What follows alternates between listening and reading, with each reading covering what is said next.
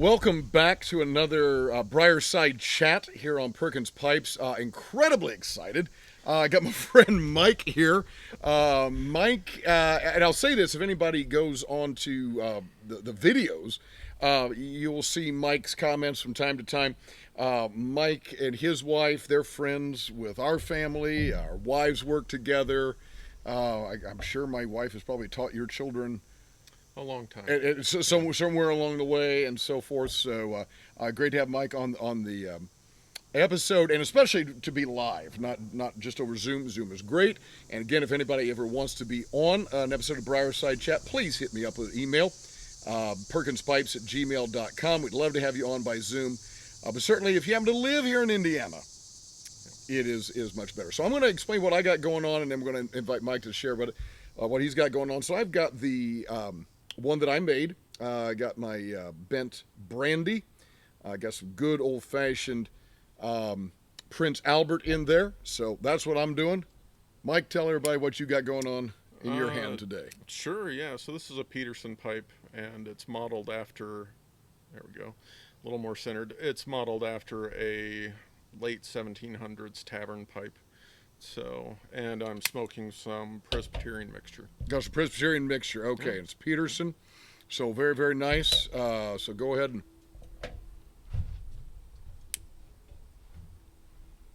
do what you got to do to burn some leaves. Now, it's interesting because in a picture you had sent me, I saw you smoking a cob, which I see that you've got here with you. And at the time, I didn't know what all you had. So I didn't know that you had that Peterson. And we'll let you get lit there, but I want to kind of want to gush over that, man. That is good looking. Kind of hold that up close there. Let everybody see that gorgeous silver band there. Beautiful rusticated bowl band. That's gorgeous. Yeah, so they make a series, Carol of Carrollton. Okay. For the 4th of July. Okay. And Carroll was one of the signers of the Declaration of Independence. Gotcha. And if you wait until June, they sell out all of last year's pipes because they're about to get new ones. So really, and so that's when that series is strictly economical. Gotcha. I've got one Peterson. I don't have it out here with us, but a Peterson Professor. It's from the Sherlock Holmes line. Man, that is just, I love the black. I love the silver band on there for the Petersons. Yep. Always good. Real quick, just maybe show everybody the cob that you've got over there.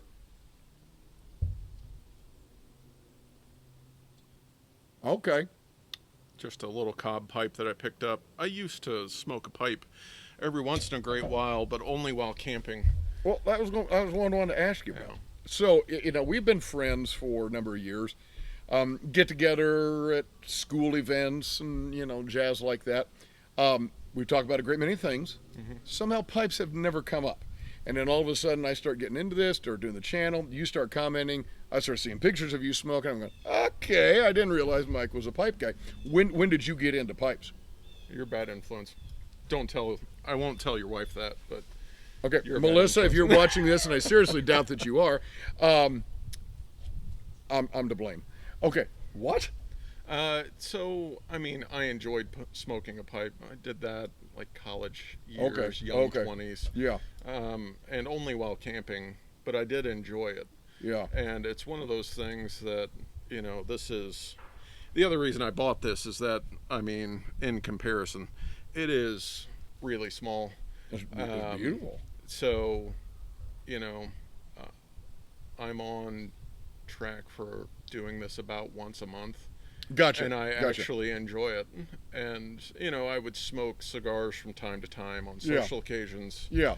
Weddings, parties, that type of thing. Right. And I would smoke about half an inch, and then I'd be done. Yeah. So this provides just the right scratch to that itch. It is funny because I've asked people online and on some chat videos. There's a group that does a Zoom chat about pipes and such. And I've asked people, how often do you smoke? And man, you have everybody who is as infrequent as you, maybe once a month or so. You guys, 2-3 times a week. Other guys, that's 10, 12 bowls a day. Yeah, so it's all over the map in terms of, what people enjoy. Yeah, I worked with a guy that he had been smoking a pipe since Vietnam. He had pictures of him smoking a pipe in Vietnam. And, I worked with him in the early 2000s, and listening to him hack and wheeze, it's like, yeah, I don't want to do that all the time. Well, I would argue if he's hacking and wheezing, he's doing it wrong. Let me just adjust our video a touch there. Yeah. So, and the reason I say that, because I've talked with a lot of people, and getting into this, I've got a lot of people ask me about it now. Was it okay? Is it safe? Are you worried about your health? Those kinds of questions. And a dear friend of mine just recently smoked his first pipe with me and was asking questions about that. And the thing is about cigarettes, you really do draw it down into your lungs. Yeah. Whereas really with both a pipe and a cigar, you don't. You're not supposed to. Well, I mean, that's the thing. Yeah. And like I say, if he's hacking and wheezing, he's obviously getting stuff down in there. I have zero interest in doing that. Certainly don't want that in there. There's a risk to everything you do in life, so there's going to be something. But, just drawing it in, exhaling it from the mouth. And I will say for me, I'm probably looking at, I'd say probably anywhere from maybe say 3 to 5 times a week because of the videos. But it just depends on also if I got other stuff going on. It's not like, ooh, I got to get out and smoke my pipe tonight. You call yourself a professional when you do it more. Well, exactly right. It's all for content. It's all, yeah. I have to do this. Yeah, well, honey, I got to go. The fans are waiting. So you say you smoked some before and camping and so forth, and then, so have you recently kind of got back into it? Is that for real? I mean, so that's the pipe that I used to take camping. And the cob, yeah. When I got out into the garage and got it, yes, I kept it in the garage. Yeah. And I hadn't touched it for 20 years. I still had tobacco in the pouch and packed myself a bowl and then went and bought fresh tobacco. Buy some fresh stuff. Well, and you mentioned the garage. Certainly for me, I'm either here on the deck, or if it's winter or raining, it's garage. There is absolutely no house smoking. And really, that's partly my wife, whom you know. She does not want that. But at the same time, I don't know that I really want it in the house either. Now, there's a number of people that will have pretty nice air systems and purifiers and that. I think if you could do that, if you have a smoking room in your house, you've got that, then maybe okay. But I obviously, I just don't really want it in the house. So. Yeah, I don't know. It's not something that appeals to me, and I don't have space in my garage. Very controversial in Indiana, but I park cars in my garage. Okay, folks, you heard it here first. Here is perhaps the only American in the 21st century who parks his car in his garage. You've got to be kidding me, man. Yeah. Well, where do you put all your stuff? It's everywhere else. And we've also not bought a lot of stuff because we don't have room for it. So isn't that interesting, though? I mean, seriously, you in our neighborhood, as you came, you look around anybody's neighborhood, most cars are parked in the driveway or on the street. Yeah. Because my parents, growing up, my parents had a one-car garage, little ranch-style house. My dad had the car that he drove to work, and then we had our family car. This one-car garage, parked the family car in the garage. My dad's car was in the driveway because there wasn't another garage. Yeah. But there was no other stuff in there. I mean, a couple of trash cans, my dad's tools and the hose and that kind of stuff. But that was it. I'm going, well, what in the world are we doing wrong? We live like hoarders by comparison, and you just have all this stuff. Well, I will say I went to high school in suburban Detroit.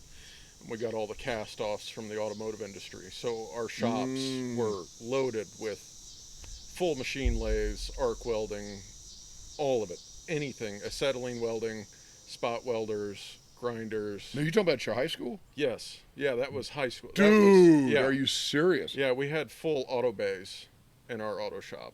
Did you take auto shop classes? I didn't take auto shop. I took fabrication. So if I had the opportunity if I had the opportunity to fill my garage with machining stuff, I wouldn't Oh, fit anything in my garage. oh yeah. But it hasn't presented itself. Wow. So it's not from lack of want. It's, Well, sure. My yeah. brother-in-law, my wife's sister's husband, has a really large barn that he has built on their property, and he has got every tool known to man in that thing. And I am jealous as the day is long. I mean, right? You get a guy around tools and so forth. And that is really cool that you guys had that in high school. We only had the basic wood shop and metal shop, and I actually only took it in what was for us junior high. Mm-hmm. But I guess it was ninth grade, so freshman. But junior high was part of, or ninth grade was part of junior high, and we had wood shop and metal shop, Mm-hmm. and so there was that, which was good. That was cool, and I loved that stuff. But to have some of that other, oh my goodness! Yeah. Yeah. You ever watch that show? Called Forged in Fire. It used to be on the History Channel. They make swords, right? They make swords and stuff Yeah, like that. Oh my goodness! I look at that stuff. I'm going, man. Well, you But know, if I could turn the garage into I a mean- forge. Steve, the kids are out of the house. It's time for you to invest in other hobbies, not just pipe smoking. You can move Okay, on. actually, I hope my wife is listening to this video, and there you go. Absolutely, it's time to turn the garage into a forge. Do you want him smoking pipes or do you want him forging swords? Take your pick. I absolutely love it. So when you do smoke now, so you said, on occasion, once a month or so, how do you like to go about it? Do you hang out in the evening? Is it a reflective time? Do you like to maybe read something, pray? Do you like to have conversation while you're smoking? Yeah, it's mostly me by myself. The kids Yeah. are not a fan. Yeah. Neither is Amanda. So, and it's mostly just reflective time. I try to Yeah. keep it, technology free, just some enjoyment. So many people say that. Yeah. I've talked to people in Briar-Side chats. I've talked to people in Facebook groups and social media groups about pipes. So many people say that what they really enjoy is the kind of moment. The end of the day, the reflective. Mm-hmm. Last night, I wasn't going to record anything, but we've been doing some other stuff, and it was getting dusk, and I thought, okay, I think I just want to smoke a pipe, just for me. Came out to the deck here, and I brought a book, started a new book. I brought a book, I was going to read a little bit, and I got into a couple pages, and next thing you know, I set that thing down. I enjoyed the fading light. I enjoyed the sounds of, critters in the woods behind. I heard an owl at a little distance from us. And next thing you know, there I am. I'm reflecting. I'm thinking about my family. I'm thinking about my daughter. You've got a daughter at college. I've got a daughter at college. I got to think about my daughter. I got to think about my son, my wife. And inevitably thinking about family turns me to prayer. Mostly, usually for gratitude. Sometimes I'm praying specific things in request, but very often for gratitude. And you just need to slow down in order to do that. Mm-hmm. And I think especially men. Again, obviously there's women pipe smokers, some wonderful ladies online I've interacted with, but especially so many men need that slow down because we're rushing around, don't you think? Yeah, and I would say that there's plenty of ways to do that. Right. It doesn't, and it doesn't have to be a pipe. I'm just saying a pipe lends itself to that. Yeah. But no, you're. But it's also, so we just dropped my daughter off at school on Saturday. Right. So just a couple days ago. So just yesterday, left her to the wilds of the world and drove home. Right. And this is my chance to actually see a dad face to face that's done that. And Right. spend a little bit of time with him. Right. So there's also a communal aspect to it. And I've got a very dear friend, Doug. That for years we get together once a week for Diet Coke. He's a big Diet Coke guy. I'm a Diet Coke guy, Oh. and you just get together. And the point is getting together. Mm-hmm. You're exactly right. So all right. So any of you out there who are going through the child or grandchildren, nieces, nephews going off to university, let's talk about that a little bit. Okay. So, what was there anything, and if so, what was it, that surprised you about the move-in process? Whether it was the physical, the emotional, you, your wife, your daughter, anything that you were like, wouldn't have expected that. I was surprised how at peace we were with it, frankly. Okay. So my daughter's going to a small private Christian school in northern Indiana, and when she decided to go to this school, she was making around $80 a week and had $3,000 to her name. And, you know, I said very clearly to her, like, this isn't going to work. Yeah, and, right. And God opened the heavens and just dumped financial resources on her. Isn't that something? Which she did work for. She started waiting tables in the evening and serving coffee in the mornings while finishing her senior year of school, which at the master's study is not an easy task. No, it's not an Yeah. easy task. But she obviously had a hand in that, but God was also blessing in that way. And I've got another friend right now who I was just talking with. His son is a high school senior and was really not only hoping but counting on a sports scholarship because sports is the direction for this young man. And there's some physical things that have come along for him that are starting to hinder his ability to play his sport. And this dad is just he's on fire for the Lord. He's he's good that way. But you go, well, why did God bless this family with the resources to make this child's dream come true, and this family over here, it may not happen? And I'd be interested to hear what you think about that. I know, as I was telling my buddy, and it looks very different when you're in it. The outside perspective, I can look at it and say, listen, there are so many other things that God might be doing with and through and for your son, and this might, just because this particular thing may not work, I can say that because it's not my son. The answer also might just be no. And it's, a quality of outcome is not, Christians, we walk in all career paths. Yeah. We go to all schools. We belong, we live in every neighborhood. Right. So, there is not a set path that all of us take. And if you are a believer, then this is how it works, right? Right. But part of our assurance to where Elizabeth ended up was actually you have all the money you need. And this is a beautiful place for you, and you belong here, and you're going to be fine, right? Yeah. And God could have just as easily not made that happen. You remind me so much in saying that. It makes me think of a dear friend of mine who's passed now.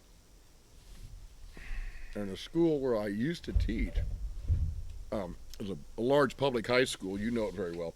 A large public high school in Indianapolis. And because it was so large, we had 7 foreign languages that we offered. The fellow who taught next door to me for years taught Hebrew. We had a large Jewish population, but then we also had a lot of kids who simply wanted to take advantage. And this guy was phenomenal. He was so well known in the community. He actually started another Hebrew program at a neighboring high school, and everybody loved this guy. His name is Yosef Cohen. And I just loved him to death. And one of the things he said to me,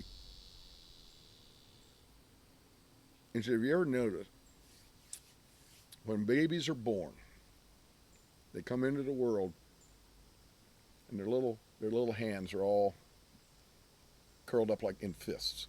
And if somebody lives long enough, assuming somebody dies what we consider a natural time of death, not prematurely, but lives to an advanced age. Their hands are like this. Yeah. And it really is an aspect of the maturing over life, over a span of years, that you learn to, of all things, money, job, your children, all those things, being able to move to more of a palms up kind of attitude. And it's not easy. I mean, let's not joke, kid ourselves, right? It's not easy. But it does speak, don't you think, to how much we really do trust our Heavenly Father? Well, okay. Let's say you amass $5 million in your 401k, you're set for life, right? Yeah. Do you have any idea how easily that could disappear? Just, I mean, do you really think that this isn't the grace of God, that this even continues to be a thing? Yeah. Right. So we had young children in 2008 when the economy, everything went topsy-turvy, completely disappeared. And I was working in an industry. I work in the engineering industry, which is stable and slow, but also the first thing that kind of gets cut when things get tight, because it's the state budget ultimately controls all these things, right? And I mean, there were years there where legitimate question of like, what are we doing and how are we going to do it? And God led us to have 4 kids. God led us to homeschool. God led us to do a lot of things that weren't good financial moves, but He has provided every step of the way. And I would say very similarly to my daughter, God is obviously providing this opportunity for her. So we went to the scholarship day, right? Yeah. Like all doting parents do. And, right. I very quickly realized that there are about 500 applicants for these scholarships. And when you really look at, Google is great because you can look up exactly what the average cost is per student, right? And when you look up the scholarships in comparison to what Google says people are actually paying, right, they're only giving out about 3 of these scholarships that are worth anything. And every student in this room qualifies to get one of these. Sure, right. God did not provide for her that way, but through her getting up early in the mornings and staying out late in the evenings and provide the opportunity, consistently working. For example, having the opportunity for a job. Yeah. Having a body and mind capable of doing those things, and all that sort of thing. It is all in how you look at it, and if you can come to see it as God's provision and trust Him. So the psalmist remarks that God gives us the strength of our hands, and that is, literally. I mean, it's just. The number of things that can go wrong with you instantaneously. Oh, sure. That even if you were standing in a hospital in front of a doctor and they knew what was wrong. Right. It would still be, not great odds that they could even help you. We do have a misperception about that, especially in the modern world. We use, it's 2024, and you should be able to fix everything, and right now. And that just isn't the case. So I'm watching you light there again. I got to be honest. I really kind of can't help. I'm trying to look you in the eye. I really have. I've been trying to look you in the eye. I think I've been doing a pretty good job. But I've been looking at that pipe. I love the curve. I love the curve of the stem. And so I'm going to come back to that for just a minute. So you had the cob years ago, camped with it and so forth. And it is nice to have a couple that you can rotate through and, just there's a different feel. Every once in a while, I'll go to, I'll think, I'm wanting a pipe. And I'll literally pick a pipe up, I'll hold it in my hand, I'll do this with it, and I'll go, yeah, that's not the pipe today. It's got to be something else. So, because there's something, and again, there's just there's a tactile aspect. The size of the bowl. This one is rusticated that you've got, and the feel. I've got some rusticated, and then I got the smooth, and just the different feels in the hand. The weight of the thing in the mouth. Is it easy to clench? All that kind of stuff. So how'd you get into the Presbyterian? I've heard of it. I do not have a tin of that. How'd you get into that, and what do you like about it?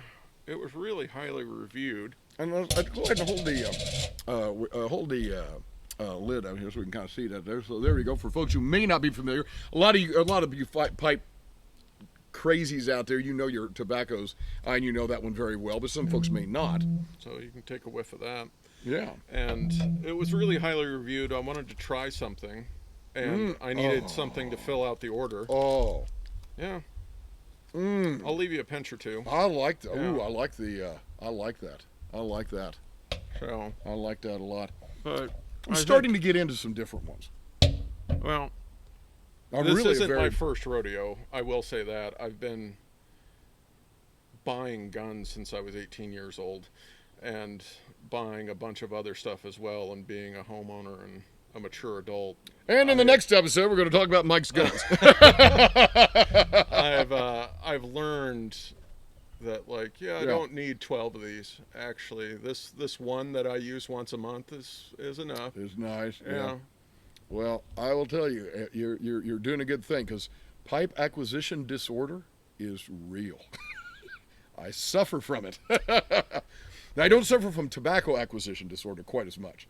There's people that are just cellaring, cellar different kinds of tobaccos, and that's great. And I have a few, but I'm nowhere there that much. Pipes, I'm crazy go nuts. Well, again, they're just beautiful. I like the look of them, and well, and it's one of those things that there's always something else. There's always something more. Boy. There's always something new, right? And you can, especially, being in the gun hobby for quite a while. Oh yeah. It is literally just, here's what we're selling this month. Yeah. And all the YouTubers make all their videos, and they start showing up in every gun store. Yes. And yes. Yeah, you only need so many pipes, Steve. You can. Don't you hate these YouTubers who make all these videos, and it makes you want to go out and buy more stuff? So real quick, and then we'll kind of draw this to a close. Yeah. But did you have dad, grandpa, uncles, grandma, aunts, anybody in your family who was a pipe smoker or any other, cigarette or cigar? So my dad was a cigarette smoker until I was young. I remember us like pestering him to quit. Yeah. I was old enough to remember that. And then he started smoking cigars occasionally around the time that I graduated high school. Gotcha. And my great Uncle Burley was a chewer. So Lee Garrett, that was his brand. Sure, yeah. And he had owned a pipe, because I remember seeing pictures of him holding one. Yeah. But no, nothing real particular. Pipes require extra pieces and equipment, and cigarettes are just a lot easier.